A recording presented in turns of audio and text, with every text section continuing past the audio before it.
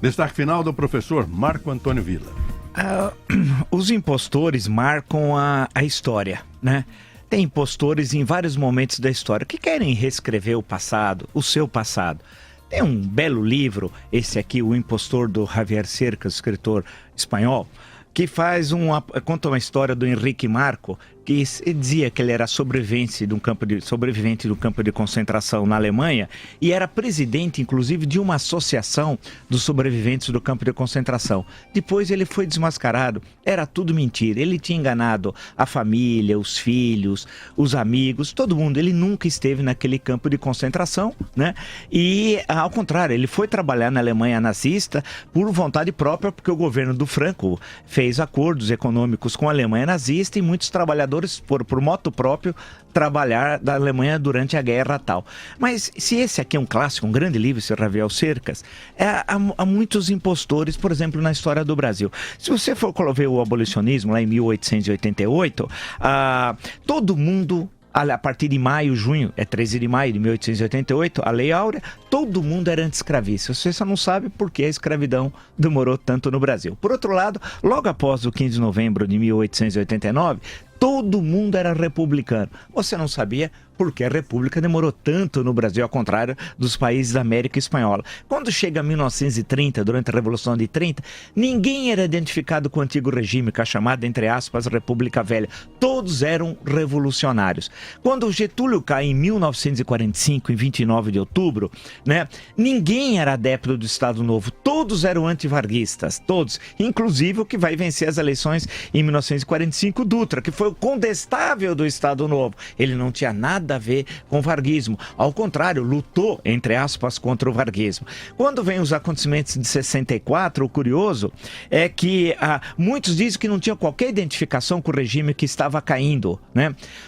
Quando vem a redemocratização, passa todo o período dos 21 anos do regime militar, muitos vão dizer assim, não, eu me posicionei em defesa das liberdades, da democracia, não a favor do terrorismo, da tortura, da repressão, não, a favor daqueles que defendiam a luta democrática, tal, né? Também eram defensores da luta democrática e constrói um passado que não existiu, tal.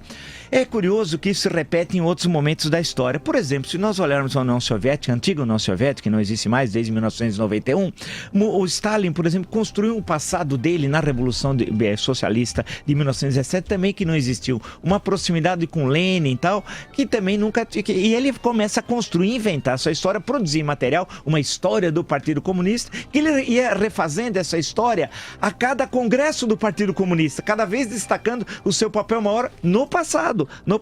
E apagando filmes, apagando fotografias, e apagando personagens, e apagando no sentido lato da expressão, assassinando todo o Comitê Central da Revolução de 1917. Beria, o terrível chefe do NKVD, a polícia secreta, e que matou milhares e milhares e milhares de pessoas, ele veio da Geórgia, tal qual o Stalin, que não é russo, é georgiano, e dizia que na Transcaucásia, ali na Geórgia, Azerbaijão, Armênia, ele tinha tido um papel fundamental nos anos 1917, 18, 19, 20, nada, ninguém sabia. O que ele fazia para resolver o problema? Escrevendo um livro sobre a revolução na região. Matava aqueles que tiveram participação efetiva naqueles acontecimentos entre 1917 e 1922 e tal. E isso se repete ao longo. Por exemplo, François Mitterrand, 2 vezes presidente da França, quis apagar seu passado de colaboracionista da França de Vichy, né? Então, durante um período, ele foi colaboracionista. Não, ele quis apagar esse passado, dizer que não foi